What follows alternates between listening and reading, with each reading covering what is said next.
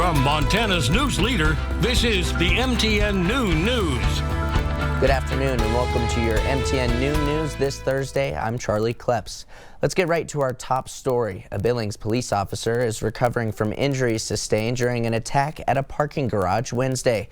Officer Hope Reed was sent to this garage in downtown Billings after police received a report of a man armed with a knife trespassing on the property.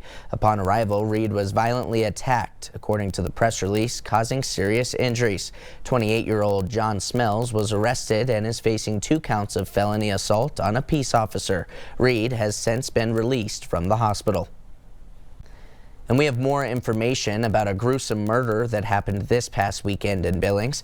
A man was found dead in a burned-out trailer home. 33-year-old Justin Alexander Hosey is facing deliberate homicide charges in the case.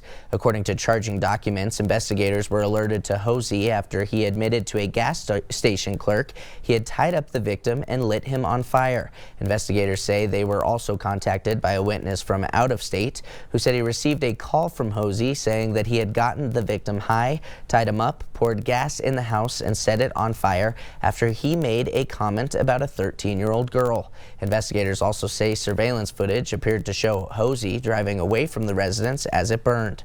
Hosey was later arrested at the Love's truck stop in Hardin. The coroner says the 62-year-old victim, who has not been identified, was still alive at the time he was set on fire.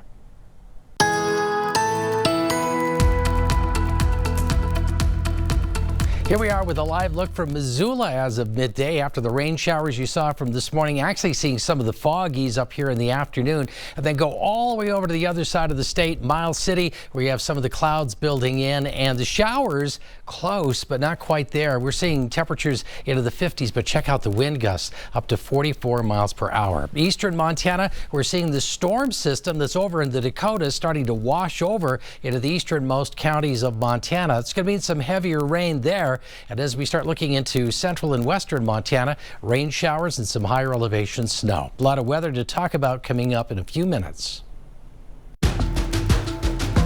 Now time for today's leading look as we take a look at some of the other stories making headlines across Montana.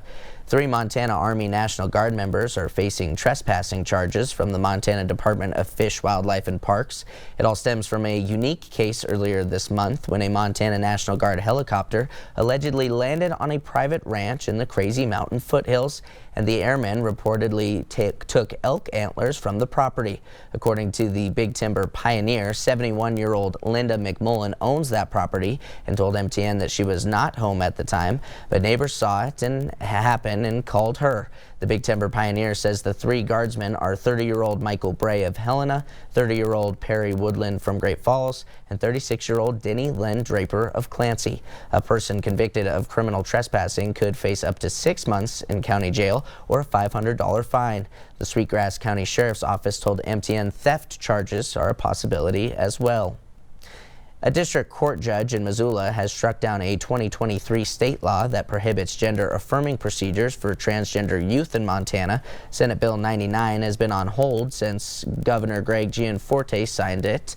The state of Montana defended the law as a reasonable way to protect minors from what they said could be the long-term harms of gender transition procedures. But plaintiffs argued it violated transgender youth's right to privacy and equal protection. Judge Jason Marks ruled today that the state hadn't met their burden to show a bona fide health risk from these procedures.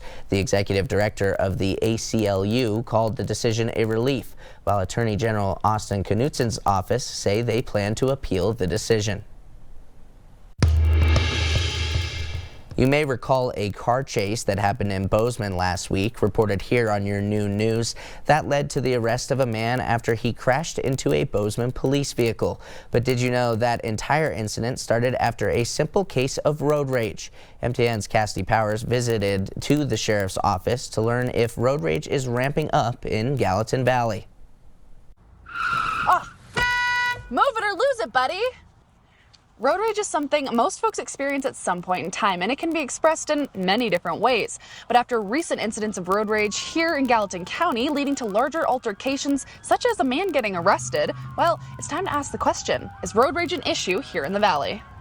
I come from New Jersey. I saw a lot of it out there. Frank, who's now lived in Bozeman for around 16 years, is no stranger to road rage. I don't know why we are so mad, period. Everybody seems to get angry just like that. Although Frank says Bozeman has less road rage than New Jersey, I asked Annie, another longtime Bozeman resident, if she's seen this issue ramp up over the years. Before I could finish my question, do you feel like you've seen kind of aggression on the road? Yes. Yeah. Oh, definitely. It's not a polite society on the road like it used to be. Annie is right. According to Sergeant Coulter Metcalf with the Gallatin County Sheriff's Office, I would say, if not daily, almost daily.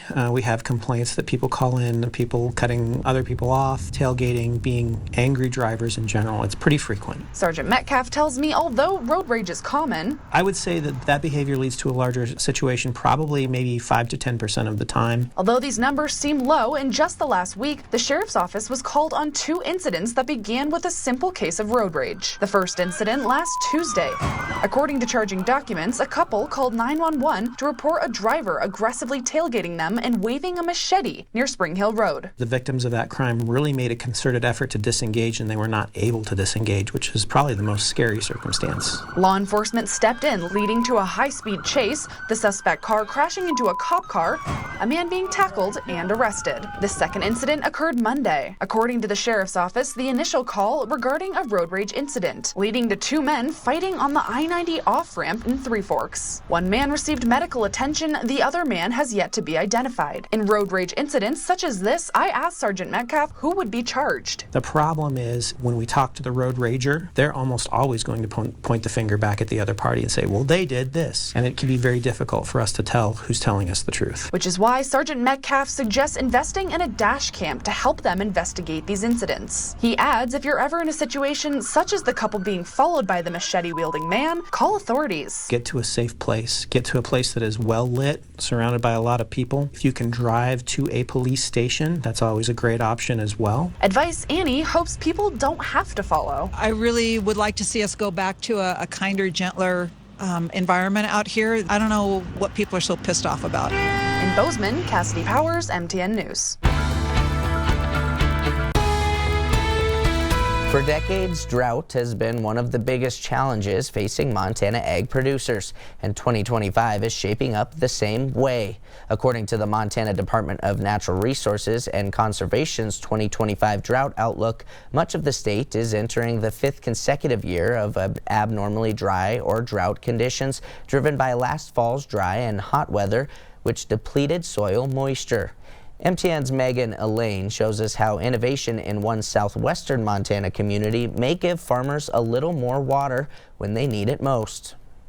This canal is completely empty. In just a couple weeks, water will be flowing through here, which is an essential life force to farmers keeping food on the table.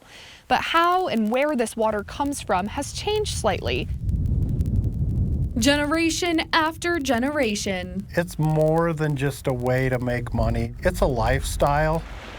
Farmers like Kurt Dykema have relied on the Gallatin watershed to water their crops and their communities. It feels good to be growing foods to feed people.